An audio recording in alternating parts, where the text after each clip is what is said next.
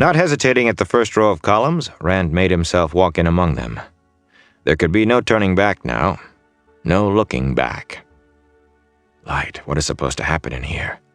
What does it really do?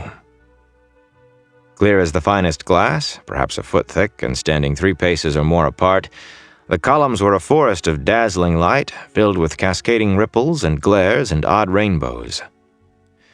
The air was cooler here, enough to make him wish he had a coat, but the same gritty dust covered the smooth white stone under his boots. Not a breeze stirred, yet something made each hair on his body shift, even under his shirt. Ahead and to the right, he could just see another man in the grays and browns of Aiel, stiff and statue still in the changing lights. That must be Rhuidean, Couladin's brother. Stiff and still. Something was happening. Strangely, considering the brilliance, Rand could make out the Aiel's face clearly. Eyes wide and staring, face tight, mouth quivering on the brink of a snarl. Whatever he was seeing, he did not like it. But Rhuidean had survived that far at least. If he could do it, Rand could. The man was 6 or 7 paces ahead of him at best. Wondering why he and Matt had not seen Rhuidean go in, he took another step. He rode behind a set of eyes, feeling but not controlling a body.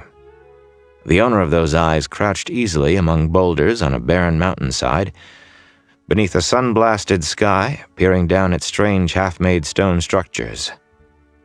No, less than half-made. That's Rhuidean, but without any fog, and only just begun. Peering down contemptuously. He was Mondain, young for a Sept chief at 40. Separateness faded. Acceptance came. He was Mondain. "You must agree," Sealdra said, but for the moment he ignored her. The Djen had made things to draw up water and spill it into great stone basins. He had fought battles over less water than one of those tanks held, with people walking by as though water was of no consequence. A strange forest of glass rose in the center of all their activity, glittering in the sun, and near it the tallest tree he had ever seen, at least 3 spans high. Their stone structures looked as if each was meant to contain an entire hold, an entire sept, when done. Madness. This Rhuidean could not be defended, not that anyone would attack the Djen, of course. Most avoided the Djen as they avoided the accursed Lost Ones, who wandered searching for the songs they claimed would bring back lost days. A procession snaked out of Rhuidean toward the mountain.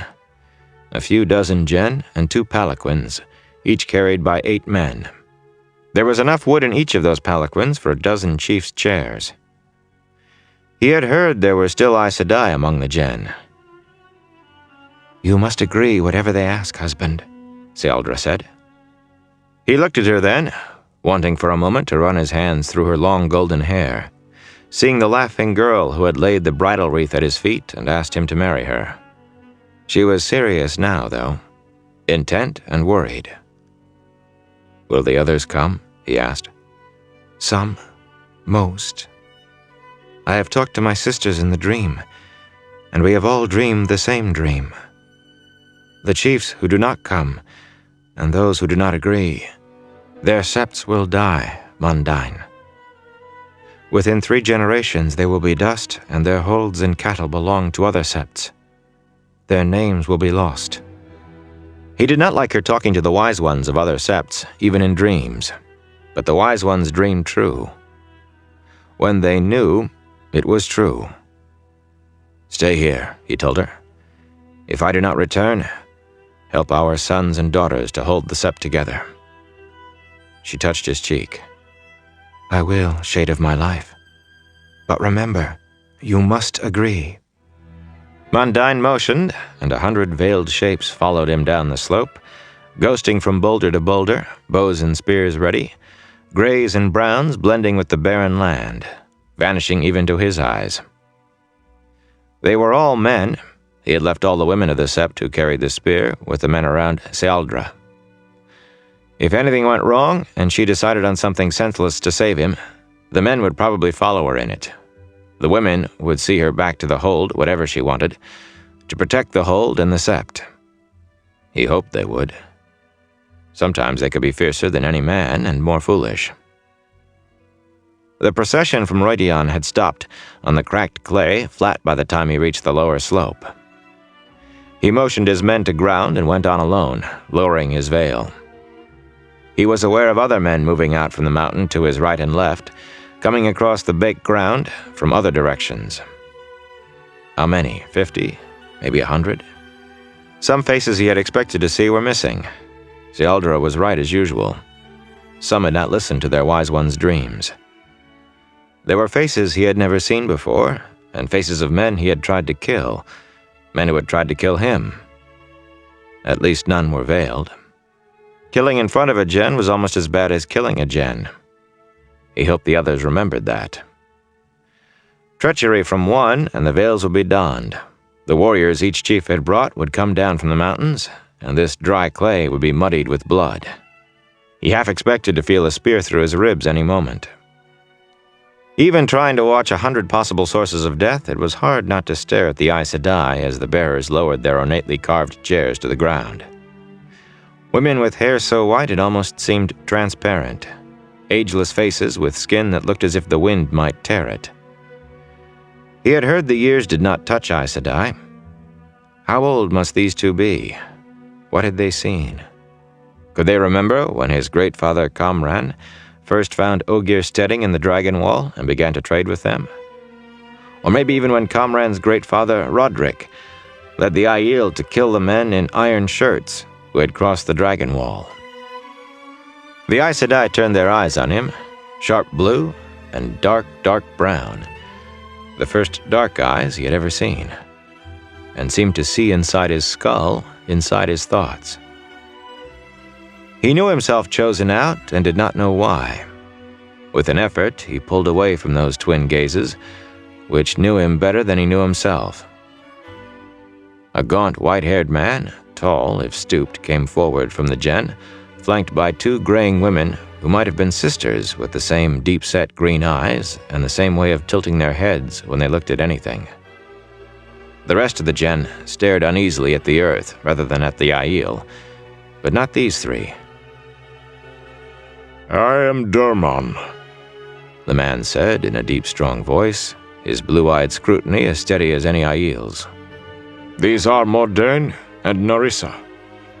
He gestured to the women beside him in turn. "We speak for Rhuidean and the Gen Aiel." A stir ran through the men around Mondain. Most of them liked the gen claiming to be Aiel no better than he did. "Why have you called us here?" he demanded, though it burned his tongue to admit being summoned.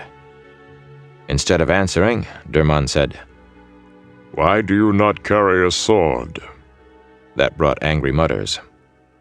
"It is forbidden," Mondain growled. "Even Gen should know that." He lifted his spears, touched the knife at his waist, the bow on his back. "These are weapons enough for a warrior." The mutters became approving, including some from men who had sworn to kill him. They still would, given the chance, but they approved of what he had said. And they seemed content to let him talk with those Aes Sedai watching. "You do not know why," Mordain said, and Narissa added, "There is too much you do not know. Yet you must know." "What do you want?" Mondain demanded. "You."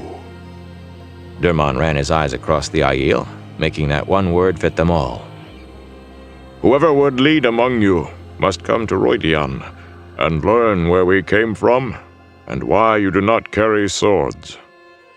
Who cannot learn will not live."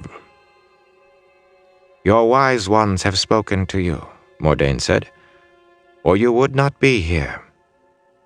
You know the cost to those who refuse." Charandin pushed his way out to the front, alternately glaring at Mondain and the gen. Mondain had put that long, puckered scar down his face. They had nearly killed each other 3 times. "Just come to you," Charandin said. Whichever of us comes to you will lead the Aiel. No. The word came thin as a whisper, but strong enough to fill every ear. It came from the dark-eyed Aes Sedai, sitting in her carved chair with a blanket across her legs, as if she felt cold under the broiling sun. That one will come later, she said. The stone that never falls will fall to announce his coming. Of the blood, but not raised by the blood, he will come from Rhuidean at dawn, and tie you together with bonds you cannot break. He will take you back, and he will destroy you. Some of the Sept chiefs moved as if to leave, but none took more than a few steps. Each had listened to the wise one of his Sept. Agree, or we will be destroyed as if we never were. Agree, or we will destroy ourselves. This is some trick, Charndin shouted. Under Aes Sedai stares, he lowered his voice, but it held anger yet. You mean to gain control of the Sept? Aiel bend knee to no man or woman. He jerked his head, avoiding the Aes Sedai's eyes. To no one, he muttered. We seek no control, Nerissa told them. Our days dwindle, Mordain said. A day will come when the Gen are no more, and only you will remain to remember the Aiel. You must remain, or all is for nothing and lost. The flatness of her voice, the calm sureness, silenced Charndin, but Mondain had one more question. Why? If you know your doom, why do this? He gestured toward the structures rising in the distance. It is our purpose, Derman replied calmly.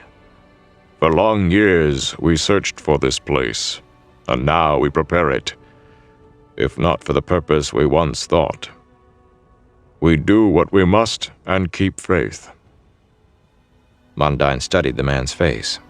There was no fear in it. You are Aiel, he said, and when some of the other chiefs gasped, he raised his voice. I will go to the Gen Aiel. You may not come to Rhuidean armed, Derman said. Mondain laughed aloud at the temerity of the man, asking an Aiel to go unarmed. Shedding his weapons, he stepped forward. Take me to Rhuidean, Aiel. I will match your courage.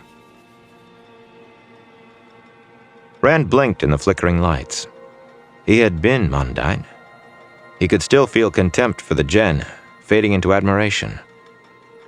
Were the Gen Aiel, or were they not? They had looked the same, tall, with light-colored eyes and sun-darkened faces, dressed in the same clothes except for lacking veils. But there had not been a weapon among them save for simple belt knives suitable for work. There was no such thing as an Aiel without weapons. He was farther into the columns than a single step could account for, and closer to Muradin than he had been. The Aiel's fixed stare had become a dire frown. Gritty dust crunched under Rand's boots as he stepped forward. His name was Roderick, and he was nearly 20. The sun was a golden blister in the sky, but he kept his veil up and his eyes alert. His spears were ready, one in his right hand, 3 held with his small bull-hide buckler. And he was ready. Jordam was down on the brown grass flat to the south of the hills, where most of the bushes were puny and withered. The old man's hair was white, like that thing called snow the old ones talked of, but his eyes were sharp, and watching the well-diggers haul up filled water bags would not occupy all of his attention. Mountains rose to the north and east, the northern range tall and sharp and white-tipped, but dwarfed by the eastern monsters. Those looked as if the world was trying to touch the heavens, and perhaps did. Maybe that white was snow? He would not find out. Faced with this, the Gen must decide to turn east. They had trailed north along that mountainous wall for long months, painfully dragging their wagons behind them, trying to deny the Aiel that followed them. At least there had been water when they crossed a river, even if not much. It had been years since Roderick had seen a river he could not wade across. Most were only cracked, dry clay away from the mountains. He hoped the rains would come again and make things green once more. He remembered when the world was green. He heard the horses before he saw them, 3 men riding across the brown hills in long leather shirts, sewn all over with metal discs, 2 with lances. He knew the one in the lead, Garam, son of the chief of the town just out of sight, back the way they came, and not much older than himself. They were blind, these townsmen. They did not see the Aiel who stirred after they passed, then settled back to near invisibility in the sear land. Roderick lowered his veil. There would be no killing unless the riders began it. He did not regret it, not exactly, but he could not make himself trust men who lived in houses and towns. There had been too many battles with that kind. The stories said it had always been so. Garam drew rein, raising his right hand in salute. He was a slight, dark-eyed man, like his 2 followers, but all 3 looked tough and competent. "Ho, Roderick! Have your people finished filling their water skins yet?" "I see you, Garam." He kept his voice level and expressionless. It made him uneasy seeing men on horses, even more so than their carrying swords. The Aiel had pack animals, but there was something unnatural about sitting atop a horse. A man's legs were good enough. "We are close. Does your father withdraw his permission for us to take water on his lands?" No other town had ever given permission before. Water had to be fought for if men were near, just like everything else. And if there was water, then men were near. It would not be easy to take these 3 by himself. He shifted his feet in readiness to dance and likely die. "He does not," Garam said. He had not even noticed Roderick's shift. "We have a strong spring in the town, and my father says that when you go, we will have the new wells you have dug until we go ourselves. But your grandfather seemed to want to know if the others started to move. And they have." He leaned an elbow on the front of his saddle. "Tell me, Roderick, are they truly the same people as yourselves?" "They are the Gen Aiel. We, the Aiel. We are the same, yet not. I cannot explain it further, Garam." He did not really understand it himself. "Which way did they move?" Jordan asked. Roderick bowed to his grandfather calmly. He had heard a footfall, the sound of a soft boot, and had known it for an Aiel's. The townsmen had not noticed Jordan's approach, though, and they jerked their reins in surprise. Only Garam's unflung hand stopped the other 2 from lowering their lances. Roderick and his grandfather waited. "East," Garam said, when he had his horse under control again. "Across the spine of the world." He gestured to the mountains that stabbed the sky. Roderick winced, but Jordan said coolly, "What lies on the other side?" "The end of the world, for all I know," Garam replied. "I'm not sure there is a way across." He hesitated. "The Gen have Aes Sedai with them. Dozens, I have heard. Does it not make you uneasy, traveling close to Aes Sedai? I have heard the world was different once, but they destroyed it."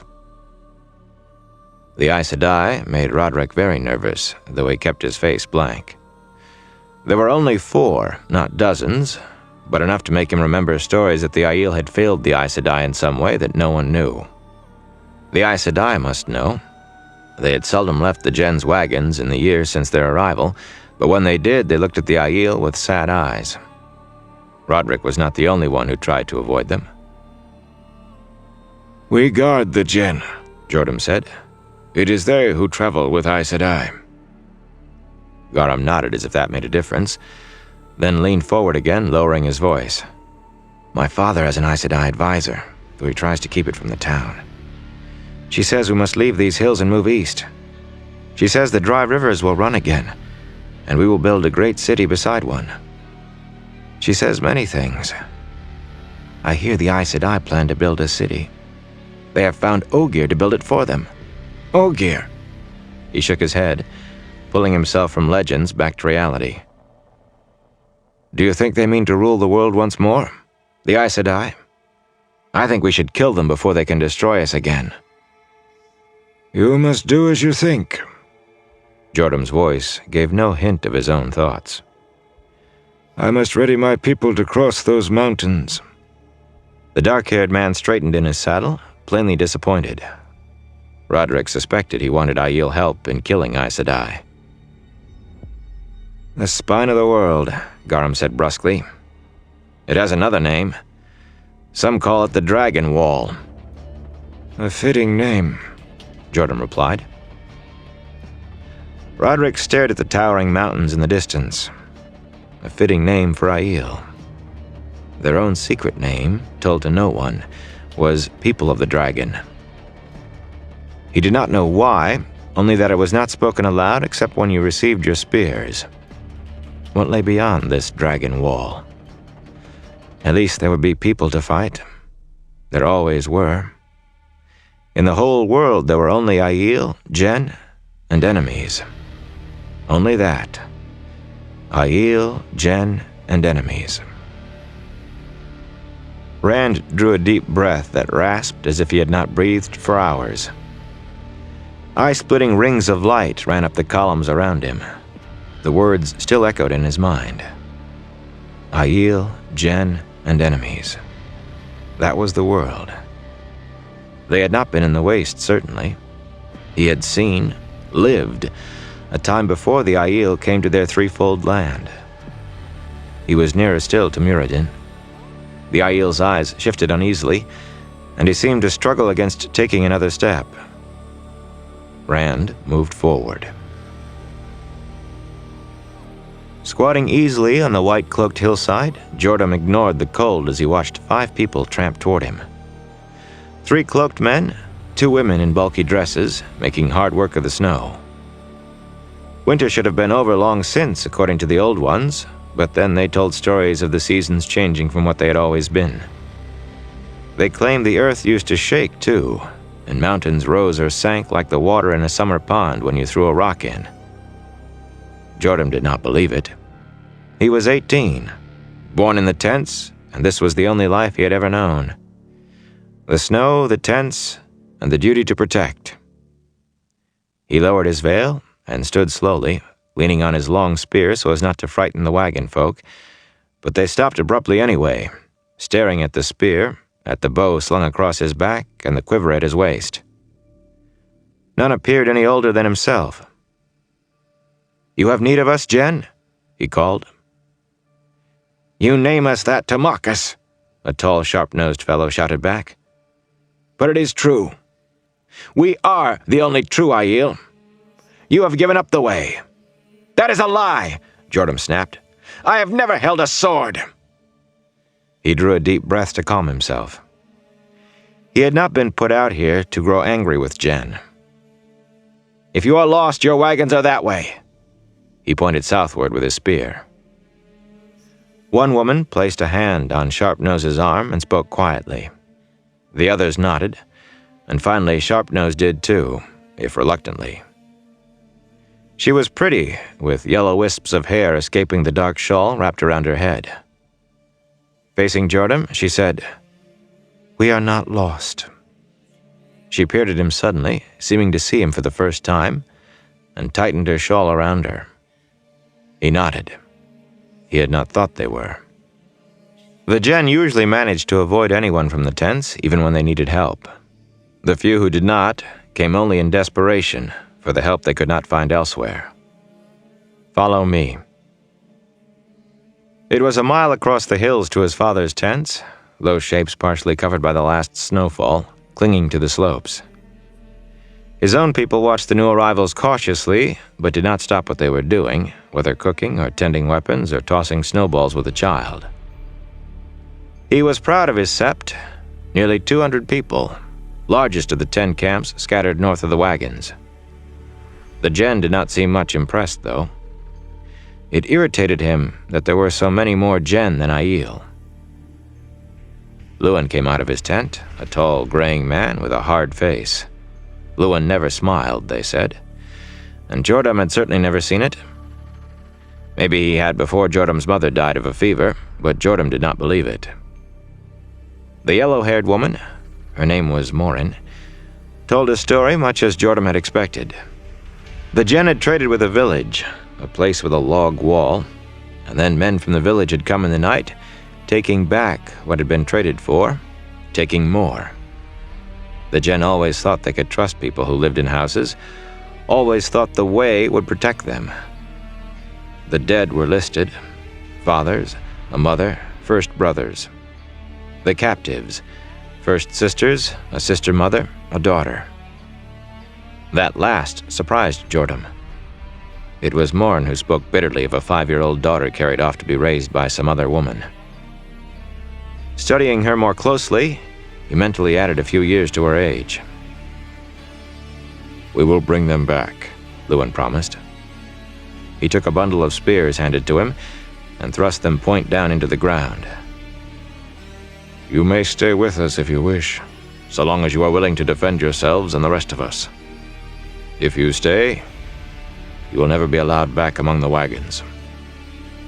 The sharp-nosed fellow turned at that and hurried back the way they had come. Lhuin went on. It was seldom that only one left at this point.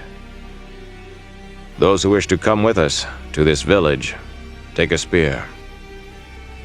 But remember, if you take the spear to use against men, you will have to stay with us." His voice and eyes were stone. "You will be dead as far as the Gen are concerned." One of the remaining men hesitated, but each finally pulled a spear from the ground. So did Morin. Jordan gaped at her, and even Lhuin blinked. "You do not have to take a spear just to stay," Lhuin told her, "or for us to bring back your people. Taking the spear means a willingness to fight, not just to defend yourself. You can put it down. There is no shame." "They have my daughter," Morin said. To Jordan's shock, Lhuin barely paused before nodding. "There is a time for all things.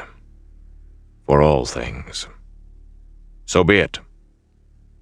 He began tapping men on the shoulder, walking through the camps, naming them to visit this log-walled village. Jordan was the first tapped. His father had always chosen him first since the day he was old enough to carry a spear. He would have had it no other way. Morin was having problems with the spear, the haft tangling in her long skirts. "You do not have to go," Jordan told her. "No woman ever has before. We will bring your daughter to you." "I mean to bring Kieran out of there myself," she said fiercely. "You will not stop me." A stubborn woman. "In that case, you must dress like this." He gestured to his own gray-brown coat and breeches. "You cannot walk cross-country in the night in a dress." He took the spear away from her before she could react. The spear is not easily learned. The two men who had come with her, awkwardly receiving instruction and nearly falling over their own feet, were proof of that. He found a hatchet and chopped a pace from the spear shaft, leaving 4 feet, counting nearly a foot of steel point. "Stab with it. No more than that. Just stab. The haft is used for blocking, too, but I will find you something to use as a shield in your other hand." She looked at him strangely. "How old are you?" she asked, even more oddly. He told her, and she only nodded thoughtfully. After a moment, he said, "Is one of those men your husband?" They were still tripping over their spears. "My husband mourns Kieran already. He cares more for the trees than his own daughter." "The trees? The trees of life." When he still looked at her blankly, she shook her head. 3 little trees planted in barrels. They care for them almost as well as they do for themselves. When they find a place of safety, they mean to plant them. They say the old days will return then. They. I said they. Very well. I am not Jen anymore. She hefted the shortened spear. This is my husband now. Eyeing him closely, she asked, "If someone stole your child, would you talk of the way of the leaf and suffering sent to test us?" He shook his head and she said, "I thought not." You will make a fine father. Teach me to use this spear." An odd woman, but pretty. He took the spear back and began to show her, working out what he was doing while he did. With the short haft, it was quick and agile. Morn was watching him with that strange smile, but the spear had caught him up. "I saw your face in the dream," she said softly. But he did not really hear. With a spear like this, he could be quicker than a man with a sword. In his mind's eye, he could see the Aiel defeating all the men with swords. No one would stand against them. No one. Lights flashed through the glass columns, half blinding Rand. Rhuidean was only a pace or two ahead, staring straight in front of him, teeth bared, snarling silently. The columns were taking them back, into the time-lost history of the Aiel. Rand's feet moved of their own accord, forward, and back in time. Luan adjusted the dust devil across his face and peered down into the small camp where the coals of a dying fire still glowed beneath an iron cookpot. The wind brought him a smell of half-burned stew. Mounds of blankets surrounded the coals in the moonlight. There were no horses in sight. He wished he had brought some water, but only the children were allowed water, except with meals. He vaguely remembered a time when there had been more water, when the days were not so hot and dusty and the wind had not blown all the time. Night was only a small relief, trading a dull, fiery red sun for cold. He wrapped himself tighter in the cape of wild goatskins he used for a blanket. His companions scrambled closer, bundled as he was, kicking rocks and muttering until he was sure they would wake the men below. He did not complain. He was no more used to this than they. Dust devils hid their faces, but he could make out who was who. Luca, with his shoulders half again as wide as anyone else's, he liked to play tricks. Jiran, lanky as a stork and the best runner among the wagons. Charlin and Elijah, alike as reflections except for Charlin's habit of tilting his head when he was worried, as he was now. Their sister Colleen was down in that camp, and my Gran, Luan's sister. When the girls' gathering bags were found on ground torn by struggle, everyone else was ready to mourn and go on as they had done so many times before. Even Luan's great father. If Aiden had known what the five of them planned, he would have stopped them. All Aiden did now was mutter about keeping faith with the Aes Sedai Luan had never seen, that and try to keep the Aiel alive. The Aiel as a people, but not any one given Aiel. Not even my Gran. "There are 4, Luan whispered. "The girls are this side of the fire. I will wake them, quietly, and we will sneak them away while the men sleep." His friends looked at each other, nodded. He supposed they should have made a plan before this, but all they had been able to think of was coming to get the girls and how to leave the wagons without being seen. He had not been certain they could follow these men, or find them before they reached the village they came from, a collection of rough huts where the Aiel had been driven away with sticks and stones. There would be nothing to be done if the takers got that far. "What if they do wake?" Jiran asked. "I will not leave Colleen," Charlin snapped, right on top of his brother's quieter.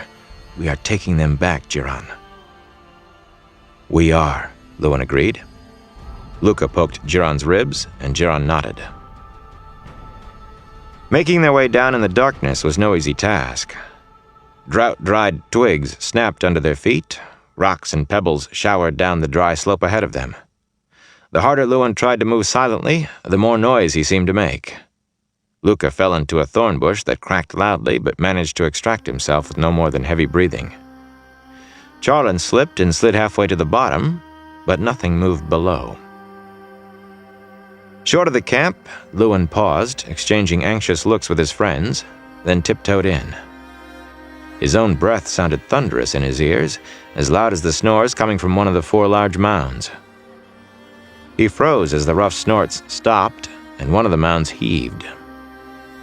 It settled, the snoring began again, and Luan let himself breathe. Carefully, he crouched beside one of the smaller heaps and flipped aside a rough woolen blanket stiff with dirt. My Gran stared up at him, face bruised and swollen, her dress torn to little better than rags.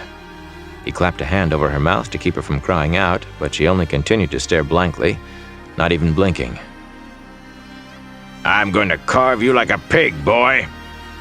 One of the larger mounds tumbled aside, and a wild bearded man in filthy clothes got to his feet, the long knife in his hand glittering dully in the moonlight, picking up the red glow of the coals. He kicked the mounds to either side of him, producing grunts and stirrings. Just like a pig. Can you squeal, boy? Or do you people just run? Run, Lewin said, but his sister only stared dully.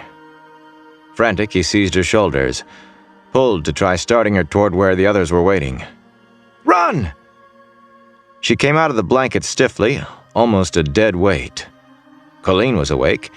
He could hear her whimpering, but she seemed to be drawing her dirty blankets around her even more tightly, trying to hide in them. My Gran stood there, staring at nothing, seeing nothing. Seems you cannot even do that. Grinning, the man was coming around the fire, his knife held low. The others were sitting up in their blankets now, laughing, watching the fun. Lewin did not know what to do. He could not leave his sister. All he could do was die. Maybe that would give my Gran a chance to run. Run, my Gran! Please, run! She did not move. She did not even seem to hear him. What had they done to her? The bearded man came closer, taking his time, chuckling, enjoying his slow advance. No! Charlin came hurtling out of the night, throwing his arms around the man with the knife, carrying him to the ground. The other men bounded to their feet. One, his head shaved and shining in the pale light, raised a sword to slash at Charlin. Lewin was not sure exactly how it happened. Somehow he had the heavy kettle by its iron handle, swinging. It struck the shaved head with a loud crunch. The man collapsed as if his bones had melted. Off balance, Lewin stumbled trying to avoid the fire and fell beside it, losing the cookpot. A dark man, with his hair in braids, lifted another sword, ready to skewer him. He scrambled away on his back like a spider, eyes on the sword's sharp point, hands searching frenziedly for something to fend the man off. A stick, anything. His palm fell on rounded wood. He jerked it around, pushed it at the snarling man. The man's dark eyes widened. The sword dropped from his grasp. Blood poured from his mouth. Not a stick, a spear. Lewin's hands sprang away from the haft as soon as he realized what it was. Too late. He crawled backward to avoid the man as he fell, stared at him, trembling. A dead man. A man he had killed. The wind felt very cold. After a time, it came to him to wonder why one of the others had not killed him. He was surprised to see the rest of his friends there around the coals. Jiran and Luca and Elijah, all panting and wild-eyed above their dust veils. Colleen still emitted soft, sniffling sobs from beneath her blankets, and My Gran still stood staring. Charlin was huddled on his knees, holding himself, and the four men, the villagers. Lewin stared from one motionless, bloody shape to another. We killed them. Luca's voice shook. Mercy of the light, be with us now. Lewin crawled to Charlin and touched his shoulder. Are you hurt? Charlin fell over. Red wetness slicked his hands, gripping the hilt of the knife driven into his belly. It hurts, Lewin, he whispered. He shuddered once, and the light went out of his eyes. What are we going to do? Jiran asked. Charlin is dead, and we... Light, what have we done? What do we do? We will take the girls back to the wagons. Lewin could not pull his eyes away from Charlin's glazed stare. We will do that. They gathered up everything that was useful, the cookpot and the knives mainly. Metal things were hard to come by. We might as well, Elijah said roughly. They certainly stole it from someone just like us. When Elijah started to pick up one of the swords, though, Lewin stopped him. "No, Elijah. That is a weapon made to kill people. It has no other use." Elijah said nothing, only ran his eyes over the 4 dead bodies, looked at the spears Luca was winding with blankets to carry Charlin's body on. Lewin refused to look at the villagers. "A spear can put food in the pots, Elijah. A sword cannot. It is forbidden by the way." Elijah was still silent, but Lewin thought he sneered behind his dust veil. Yet when they finally started away into the night, the swords remained by the dying coals and the dead men. It was a long walk back through the darkness, carrying the makeshift stretcher bearing Charlin, the wind sometimes gusting to raise choking clouds of dust. Migran stumbled along, staring straight ahead. She did not know where she was or who they were. Colleen seemed half terrified, even of her own brother, jumping if anyone touched her. That was not how Lewin had imagined their return. In his mind, the girls had been laughing, happy to return to the wagons. They had all been laughing, not carrying Charlin's corpse, not hushed by the memory of what they had done.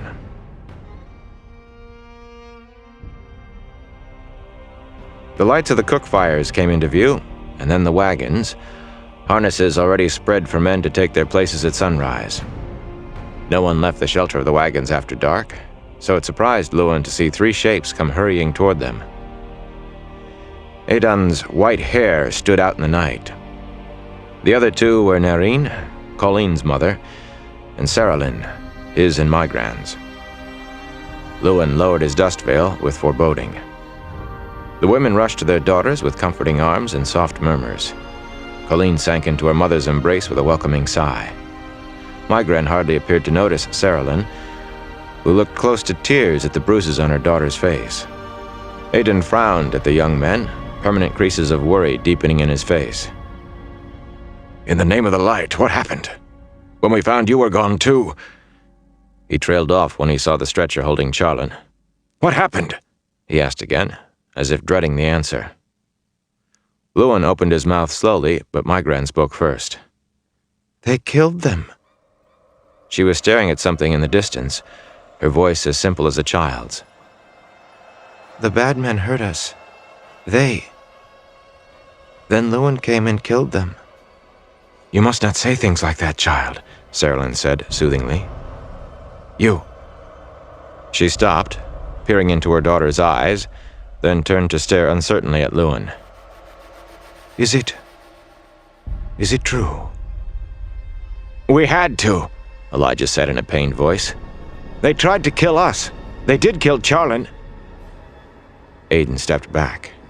"You killed men? What of the Covenant? We harm no one. No one! There is no reason good enough to justify killing another human being. None!" "They took my gran, Great Father," Lewin said. "They took my gran and Colleen and hurt them. There is no reason!" Aidan roared, shaking with rage. "We must accept what comes. Our sufferings are sent to test our faithfulness. We accept and endure. We do not murder. You have not strayed from the way. You have abandoned it. You are Dashane no longer. You are corrupt, and I will not have the Aiel corrupted by you. Leave us, strangers. Killers! You are not welcome in the wagons of the Aiel." He turned his back and strode away as if they no longer existed. Saralyn and Nerine stared after him, guiding the girls. "Mother," Lewin said, and flinched when she looked back at him with cold eyes. "Mother, please!" "Who are you that addresses me so? Hide your face from me, stranger. I had a son once, with a face like that. I do not wish to see it on a killer." And she led Migran after the others. "I am still Aiel," Lewin shouted, but they did not look back. He thought he heard Luca crying. The wind rose, picking up dust, and he veiled his face. "I am Aiel!" Wildly darting lights bored into Rand's eyes. The pain of Lewin's loss still clung to him, and his mind tumbled furiously. Lewin had not carried a weapon. He had not known how to use a weapon. Killing terrified him. It did not make sense. He was almost abreast of Rhuidean now, but the man was not aware of him.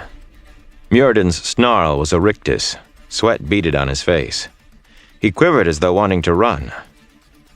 Rand's feet took him forward and back. Forward and back. Aidan lay in the sandy hollow, clutching his dead son's weeping children, shielding their eyes against his ragged coat.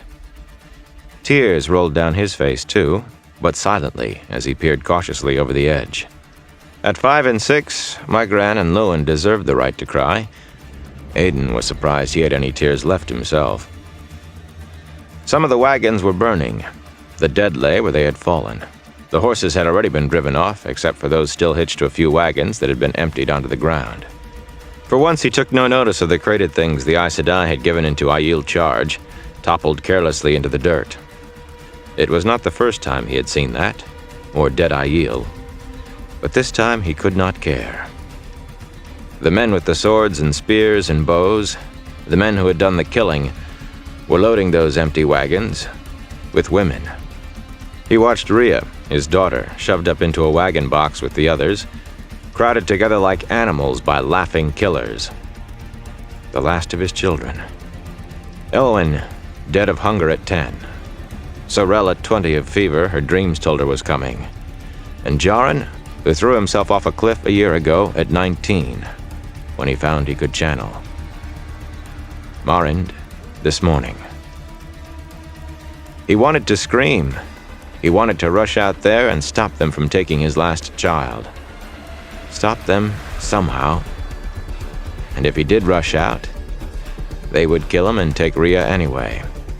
They might well kill the children, too. Some of those bodies sprawled in their own blood were small. My gran clutched at him as if she sensed he might leave her, and Lewin stiffened as if he wanted to hold tighter but thought himself too old. Aidan smoothed their hair and kept their faces pressed against his chest. He made himself watch, though, until the wagons wheeled away, surrounded by whooping riders, after the horses that were already almost out of sight toward the smoking mountains that lined the horizon. Only then did he stand up, prying the children loose. "Wait here for me," he told them. "Wait until I come back." Clinging to each other, they stared at him with tear-stained white faces, nodded uncertainly. He walked out to one of the bodies, rolled her over gently. Seirdre could have been asleep, her face just the way it appeared beside him when he woke each morning. It always surprised him to notice gray in her red-gold hair. She was his love, his life, and ever young and new to him. He tried not to look at the blood soaking the front of her dress or the gaping wound below her breasts. "What do you mean to do now, Aidan? Tell us that! What?" He brushed Seirdre's hair from her face. She liked to be neat. And stood, turning slowly to confront the knot of angry, frightened men. Sulwyn was the leader, a tall man with deep-set eyes. He had let his hair grow, Sulwyn had, as if to hide being Aiel. A number of men had. It made no difference to these last raiders, or those who had come before. "I mean to bury our dead and go on, Sulwyn." His eyes drifted back to Seirdre. "What else is there?" "Go on, Aidan. How can we go on? There are no horses. There is almost no water, no food. All we have left are wagons full of things the Aes Sedai will never come for. What are they, Aidan? What are they that we should give our lives to haul them across the world, afraid to touch them even? We cannot go on as before." "We can," Aidan shouted. "We will. We have legs. We have backs. We will drag the wagons if need be. We will be faithful to our duty." He was startled to see his own brandished fist. A fist. His hand trembled as he unclenched it and put it down by side. Sulwyn stepped back, then held his ground with his companions. "No, Aidan. We are supposed to find a place of safety, and some of us mean to do that. My great-father used to tell me stories he heard as a boy, Stories of when we lived in safety and people came to hear us sing. We mean to find a place where we can be safe and sing again." "Sing?" Aidan scoffed. "I've heard those old stories too. That Aiel singing was a wondrous thing. But you know those old songs no more than I do. The songs are gone, and the old days are gone. We will not give up our duty to the Aes Sedai to chase after what is lost forever. Some of us will, Aidan." The others behind Sulwyn nodded. "We mean to find that safe place. And the songs, too. We will!" A crash whipped Aidan's head around. More of Sulwyn's cronies were unloading one of the wagons, and a large flat crate had fallen, half breaking open to reveal what looked like a polished doorframe of dark red stone. Other wagons were being emptied too, and by more than Sulwyn's friends. At least a quarter of the people he saw were hard at work clearing wagons of everything but food or water. "Do not try to stop us," Sulwyn cautioned. Aidan made his fist loosen again. "You are not Aiel," he said. "You betray everything. Whatever you are no longer Aiel. We keep the way of the leaf as well as you, Aidan." "Go!" Aidan shouted. "Go! You are not Aiel. You are lost. Lost! I do not want to look at you. Go!" Sulwyn and the others stumbled in their haste to get away from him. His heart sank lower as he surveyed the wagons and the dead lying among the litter. So many dead, so many wounded moaning as they were tended. Sulwyn and his lost ones were taking some care in their unloading. The men with the swords had broken open crates until they realized there was no gold inside, no food. Food was more precious than gold. Aidan studied the stone doorframe, tumbled piles of stone figurines, odd shapes and crystal standing among the potted chora cuttings Sulwyn's folk had no use for. Was there a use for any of it? Was this what they were being faithful for? If it was, then so be it. Some could be saved. There was no way to tell what Aes Sedai might consider most important, but some could be saved. He saw Migran and Luwin clutching their mother's skirts. He was glad Saralyn was alive to look after them. His last son, her husband, the children's father, had died from the very first arrow that morning. Some could be saved. He would save the Aiel whatever it took. Kneeling, he gathered Sirdra in his arms. "We are still faithful, Aes Sedai," he whispered. "How long must we be faithful?" Putting his head down on his wife's breast, he wept. Tears stung Rand's eyes. Silently he mouthed, "Sirdra." The way of the leaf? That was no Aiel belief. He could not think clearly. He could hardly think at all. The lights spun faster and faster. Beside him, Muradin's mouth was open in a soundless howl. The Aiel's eyes bulged as if witnessing the death of everything. They stepped forward together. Jonai stood at the edge of the cliff, staring out westward over the sun-sparkled water. 100 leagues in that direction lay Comel. Had lain Comel. Comel had clung to the mountains overlooking the sea. 100 leagues west, where the sea now ran. If Alnora were still alive, perhaps it would have been easier to take. Without her dreams, he scarcely knew where to go or what to do. Without her, he hardly cared to live. He felt every gray hair as he turned to trudge back to the wagons, waiting a mile away. Fewer wagons now, and showing where. Fewer people, too. A handful of thousands where there had been tens. But too many for the remaining wagons. No one rode now, save children too small to walk. Aidan met him at the first wagon, a tall young man, his blue eyes too wary. Jonai always expected to see Willem if he looked around quickly enough. But Willem had been sent away, of course, years ago, when he began to channel no matter how hard he tried to stop. The world had too many men channeling still. They had to send away boys who showed the signs. They had to. But he wished he had his children back. When had his soul died? So little to be laid in a hastily dug hole, wasted with sickness there was no Aes Sedai to heal. "There are Ogier, father," Aidan said excitedly. Jonai suspected that his son had always thought his stories of the Ogier were just that, stories. "They came from the north." It was a bedraggled band Aidan led him to, no more than 50 in number, hollow-cheeked, sad-eyed, tufted ears drooping. He had become accustomed to his own people's drawn faces and worn, patched clothing, but seeing the same on Ogier shocked him. Yet he had people to care for and duties to discharge for the Aes Sedai. How long since he had seen an Aes Sedai? Just after Alnora died. Too late for Alnora. The woman had healed the sick who still lived, taken some of the sangreal, and gone on her way, laughing bitterly when he asked her where there was a place of safety. Her dress had been patched and worn at the hem. He was not sure she had been sane. She claimed one of the Forsaken was only partly trapped, or maybe not at all. Ishamael still touched the world, she said. She had to be as mad as the remaining male Aes Sedai. He pulled his mind back to the Ogier as they stood unsteady on their great legs. His thoughts wandered too much since Alnora's death. They had bread and bowls in their hands. He was shocked to feel a prick of anger that someone had shared their meager stock of food. How many of his people could eat on what 50 Ogier could consume? No. To share was the way. To give freely. 100 people? 200? "You have chora cuttings," one of the Ogier said. His thick fingers gently brushed the trefoil leaves of the 2 potted plants tied to the side of a wagon. "Some," Aidan said curtly. "They die, but the old folk keep new cuttings before they do." He had no time for trees. He had a people to look after. "How bad is it in the north?"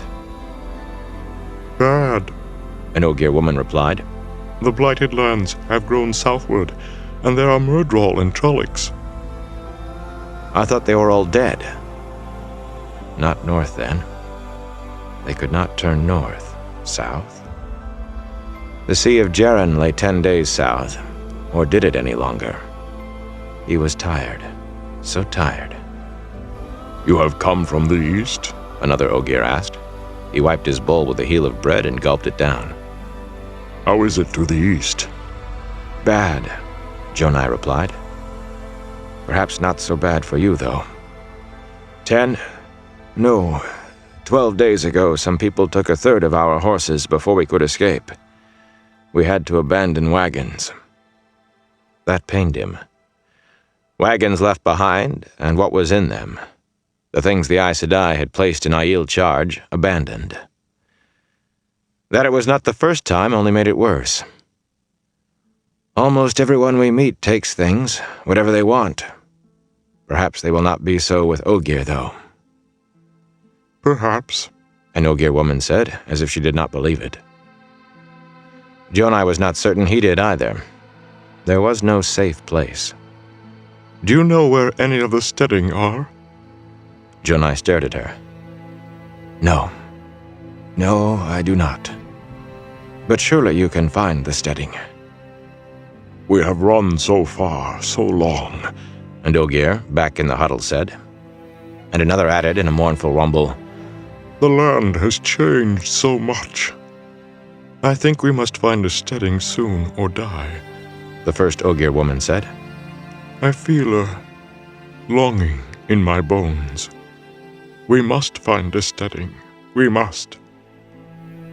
"I cannot help you," Jonai said sadly. He felt a tightness in his chest. The land changed beyond knowing. Changing still so the plane traveled last year might be mountains this. The blighted lands growing, Myrddraal and Trollocs still alive. People stealing. People with faces like animals. People who did not recognize Dashane or know them. He could barely breathe. The Ogier lost. The Aiel lost. Everything lost.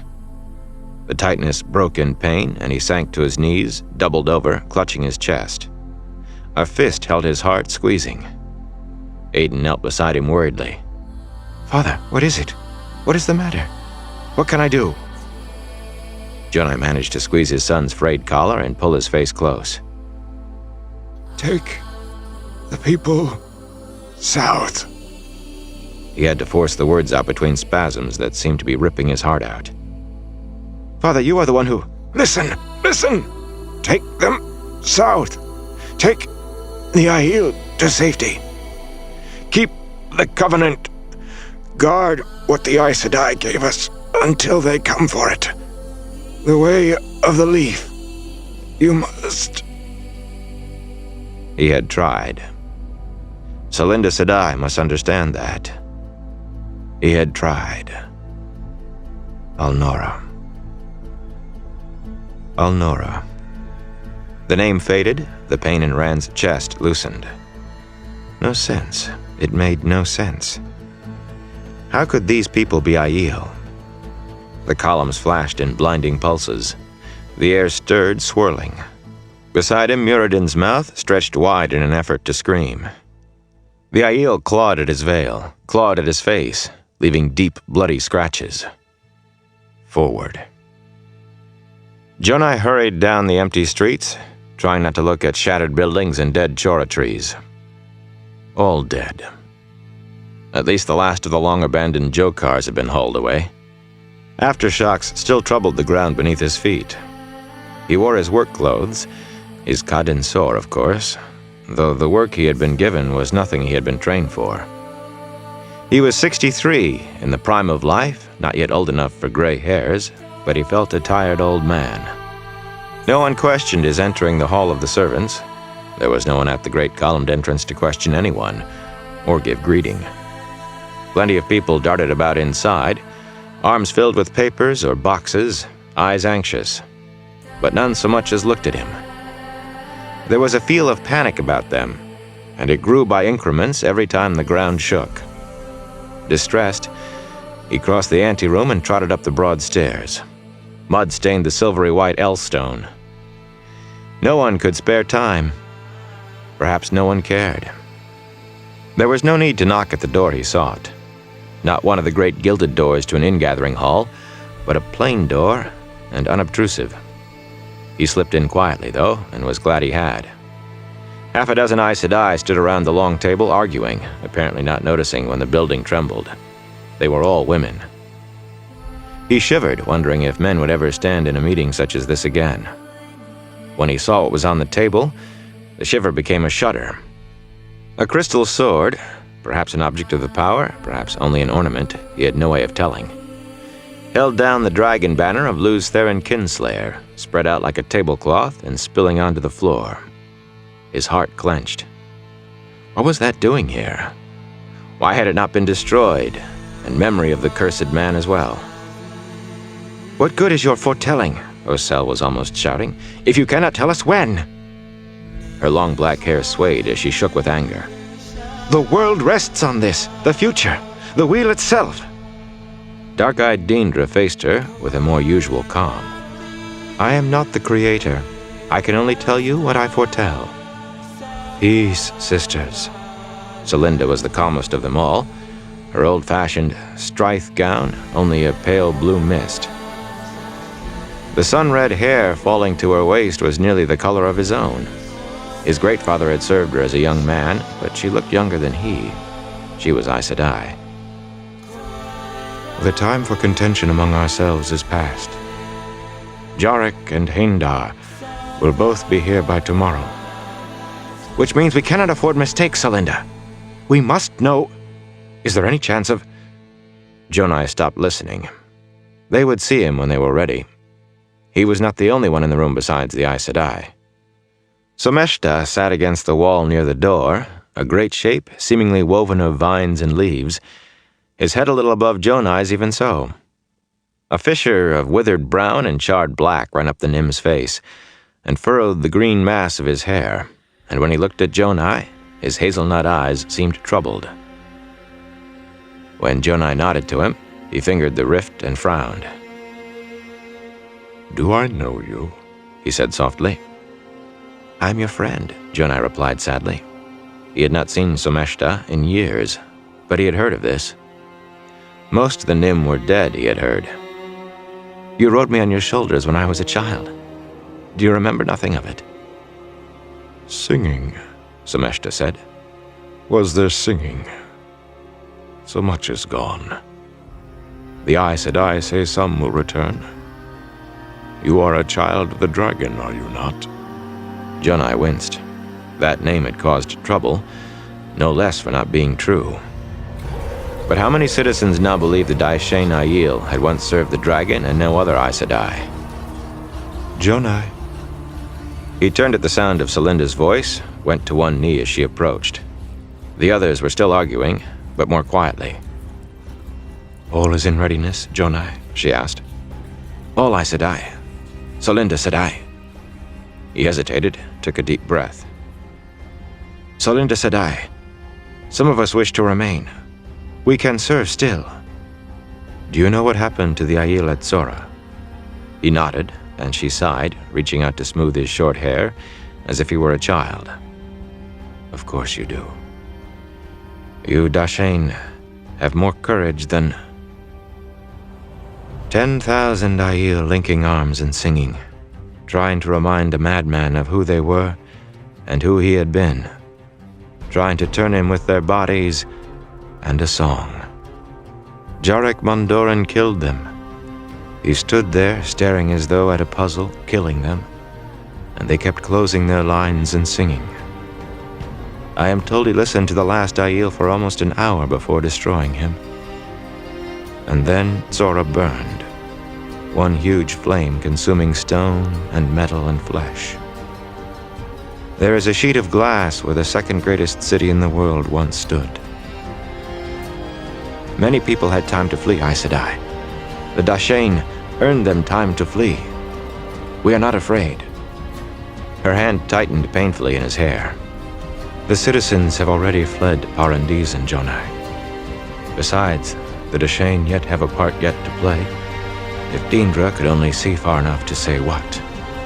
In any case, I mean to save something here, and that something is you. As you say, he said reluctantly. We will care for what you have given into our charge until you want them again. Of course, the things we gave you. She smiled at him and loosened her grip, smoothing his hair once more before folding her hands. You will carry the things to safety, Jonai.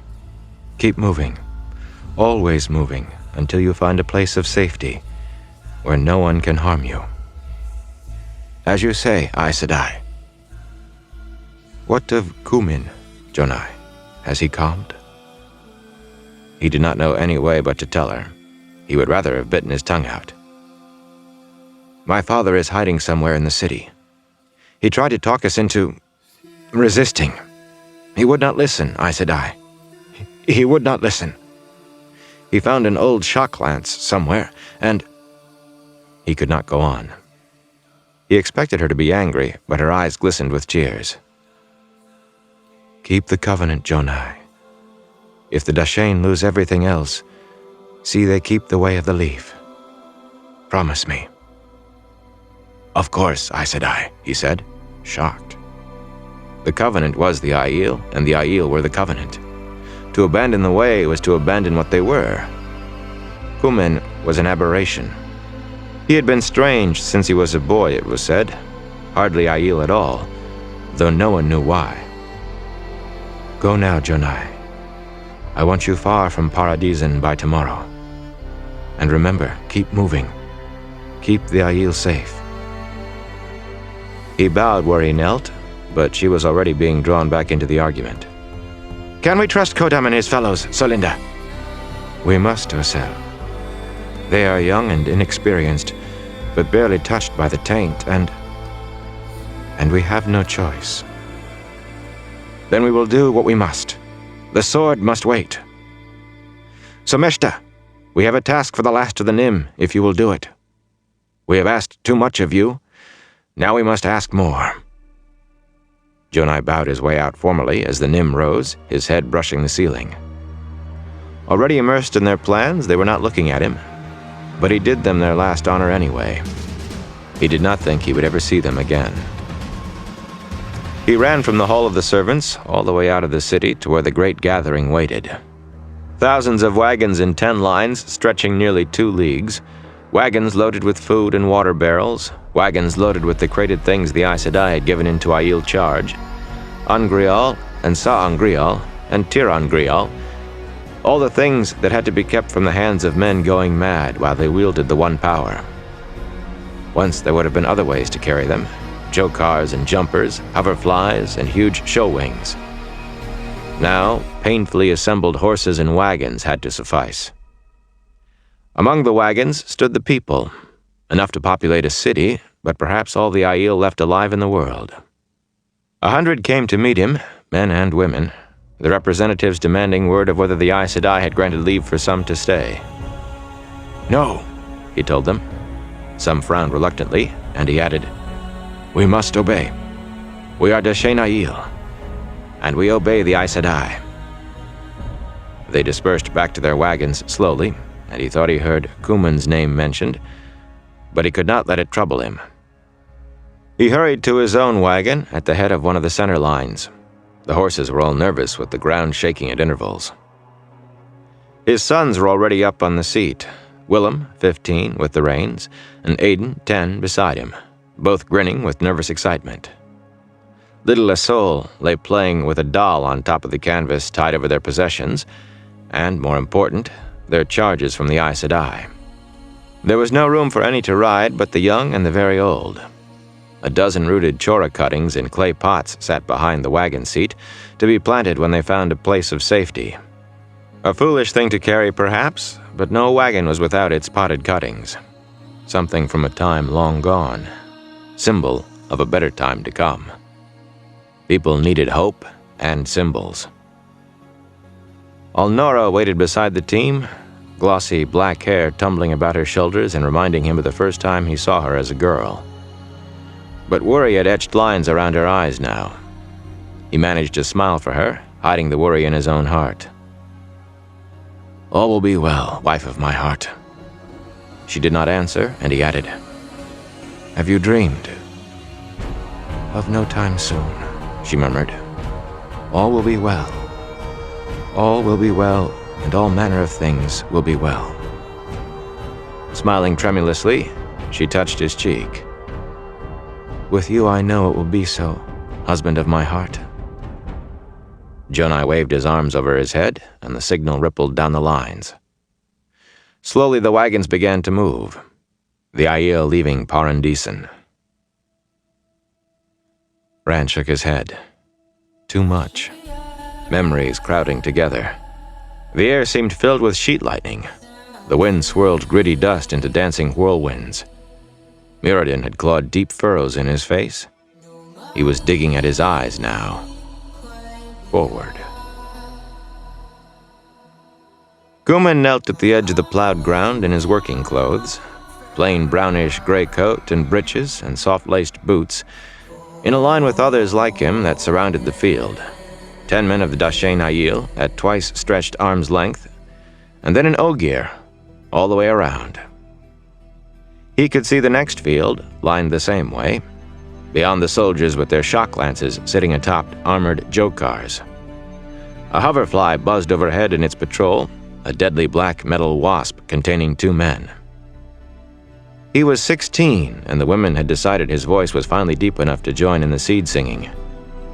The soldiers fascinated him, men and Ogier, the way a colorful, poisonous snake might.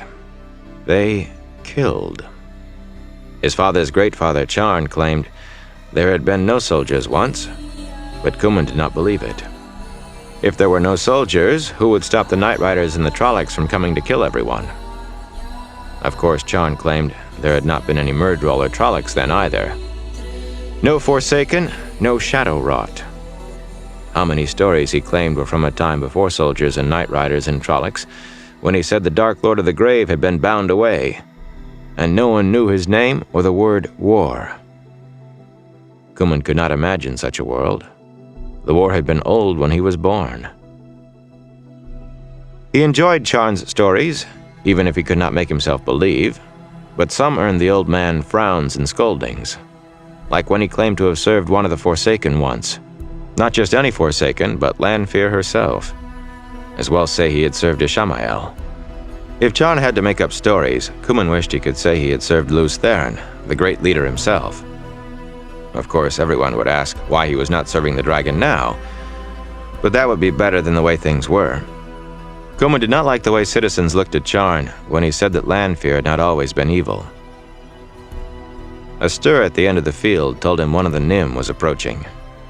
The great form, head and shoulders and chest taller than any Ogier, stepped out into the seeded ground, and Cumann did not have to see to know he left footprints filled with sprouting things. It was Someshta, surrounded by clouds of butterflies, white and yellow and blue. Excited murmurs rose from the townspeople, and the folk whose fields these were gathered to watch. Each field would have its Nym now. Cumann wondered if he could ask Someshta about Charn's stories. He had spoken to him once, and Someshta was old enough to know if Charn was telling the truth. The Nym were older than anyone. Some said the Nym never died, not so long as plants grew. But this was no time to be thinking of questioning a Nym. The Ogier began it, as was fitting, standing to sing, great bass rumbles like the earth singing. The Aiel rose, men's voices lifting in their own song, even the deepest at a higher pitch than the Ogier's. Yet the songs braided together, and Someshta took those threads and wove them into his dance, gliding across the field in swooping strides, arms wide, butterflies swirling about him, landing on his spread fingertips. Cumann could hear the seed singing around the other fields, hear the women clapping to urge the men on, their rhythm the heartbeat of new life. But it was a distant knowledge. The song caught him up, and he almost felt that it was himself, not the sounds he made, that Someshta wove into the soil and around the seeds. Seeds no longer, though. Zemai's plants covered the field, taller wherever the Nym's foot had trod. No blight would ever touch those plants, nor any insect. Seed sung, they would eventually grow twice as high as a man and fill the town's grain barns. This is what he had been born for, this song and the other seed songs. He did not regret the fact that the Aes Sedai had passed him over at 10, saying he lacked the spark.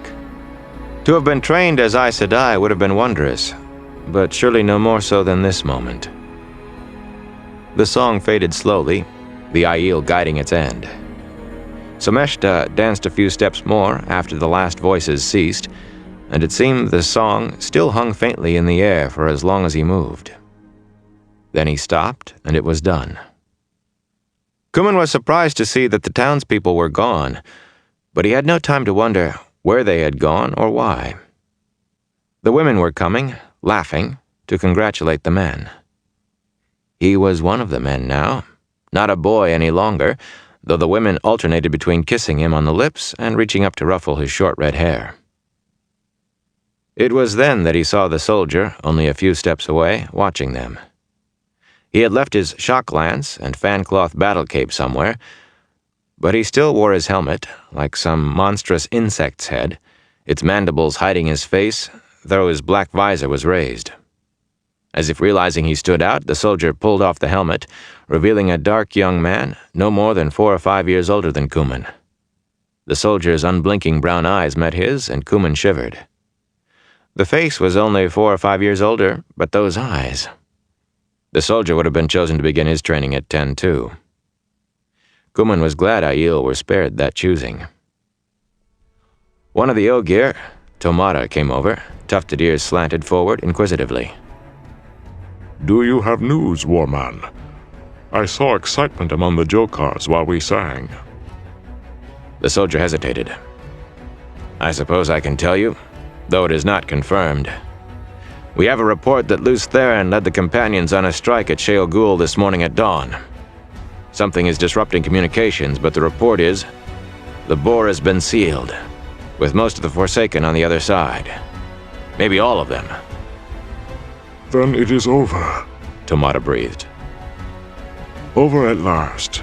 The light be praised. Yes. The soldier looked around, suddenly seeming lost. I suppose it is. I suppose. He peered at his hands, then let them fall to his sides again. He sounded weary. The local folk could not wait to begin celebrating. If the news is true, it might go on for days. I wonder if... No, they will not want soldiers joining in. Will you? For tonight, perhaps, Tomata said. but we have 3 more towns to visit before our circuit is done. Of course. You still have work to do. You have that. The soldier looked around again. There are still Trollocs. Even if the Forsaken are gone, there are still Trollocs. And Night Riders. Nodding to himself, he started back toward the Jokars. Tomata did not appear excited at all, of course, but Kuman felt as stunned as the young soldier. The war was over? What would the world be like without war? Suddenly he had to talk to Charn. Sounds of merrymaking rolled out to meet him before he reached the town, laughing, singing. The bells in the town hall tower began ringing exuberantly. Townspeople danced in the streets, men and women and children. Kuman dodged between them, searching. Charn had elected to stay at one of the inns where the Aiel were putting up instead of coming to the singing. Even the Aes Sedai could no longer do much for the ache in his aged knees. But surely he would be out for this. Abruptly, something struck Kuman in the mouth and his legs buckled. He was pushing himself to his knees before he realized he was down. A hand put to his mouth came away bloody. He looked up to find an angry-faced townsman standing over him, nursing a fist. "Why did you do that?" he asked. The townsman spat at him. "The Forsaken are dead. Dead, do you hear? Landfear will not protect you anymore. We will root out all of you who serve the Forsaken while pretending to be on our side, and treat the lot of you as we treated that crazy old man." A woman was tugging at the man's arm. "Come away, Toma. Come away and hold your foolish tongue. Do you want the Ogier to come for you?" Suddenly wary, the man let her pull him away into the crowd. Struggling to his feet, Kuman began to run, heedless of the blood oozing down his chin. The inn was empty, silent. Not even the innkeeper was there, or the cook, or her helpers. Kuman ran through the building shouting, "Charn! Charn! Charn!" Out back, maybe. Charn liked to sit under the spice apple trees behind the inn and tell his stories of the days when he was young. Kuman ran out the back door and tripped, falling on his face. It was an empty boot that had caught his toe. One of Charn's red dress boots that he wore all the time, now that he no longer joined in the singing. Something made Kuman look up. Charn's white-haired body hung from a rope pulled over the ridgepole. 1 foot bare where he had kicked his boot off, the fingers of one hand caught at his neck where he had tried to pull the rope free. "Why?" Kuman said. "We are Dashane. Why?" There was no one to answer. Clutching the boot to his chest, he knelt there, staring up at Charn, as the noise of the revelry washed over him. Rand quivered. The light from the columns was a shimmering blue haze that seemed solid, that seemed to claw the nerves out of his skin. The wind howled, one vast whirlwind sucking inward. Muradin had managed to veil himself. Bloody sockets stared blindly above the black veil. The Aiel was chewing, and bloody froth dripped onto his chest. Forward. Charn made his way down the side of the wide, crowded street beneath the spreading chora trees, their trefoil leaves spreading peace and contentment in the shadows of silvery buildings that touched the sky.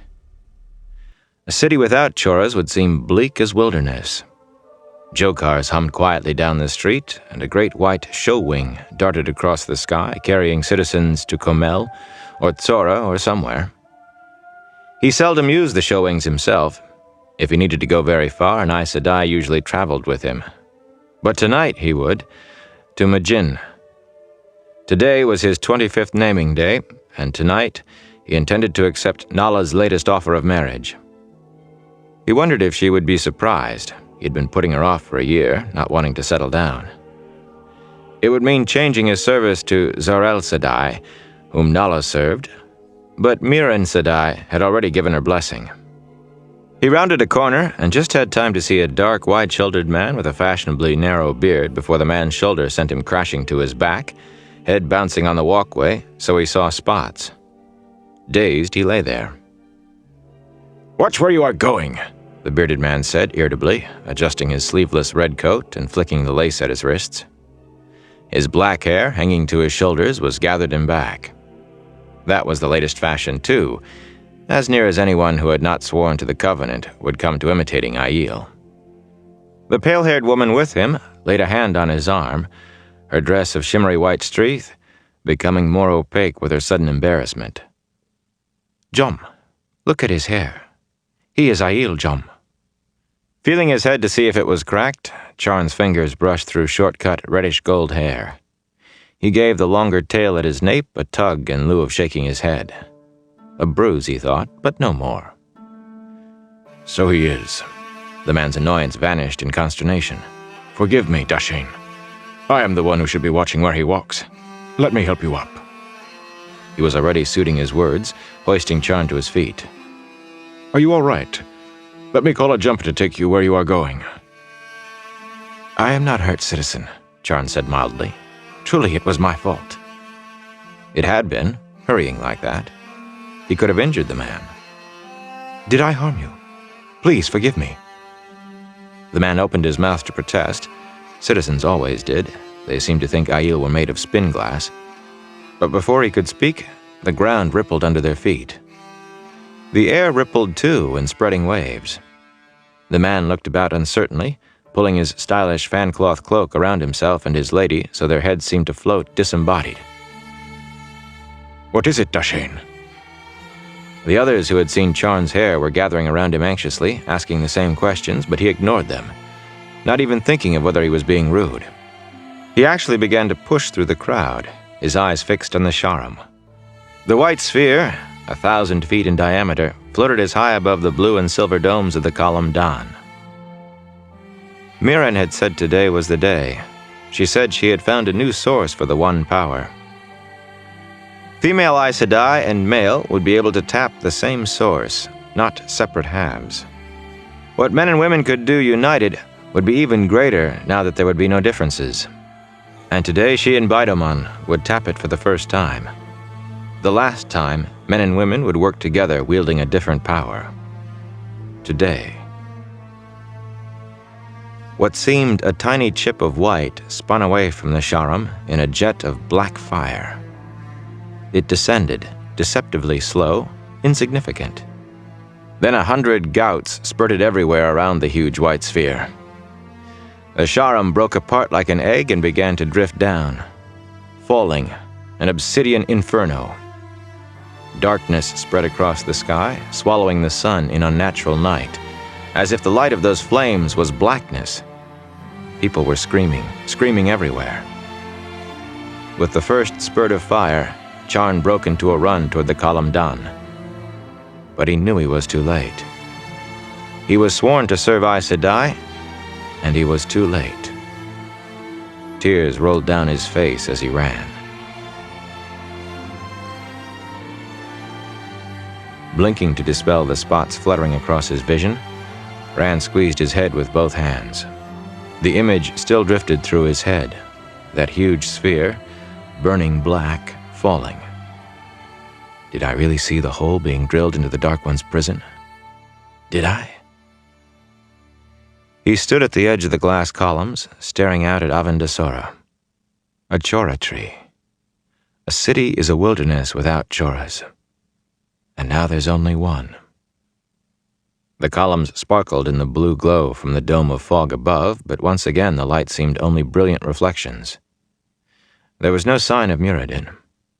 He did not think the Aiel had come out of the glass forest, or ever would.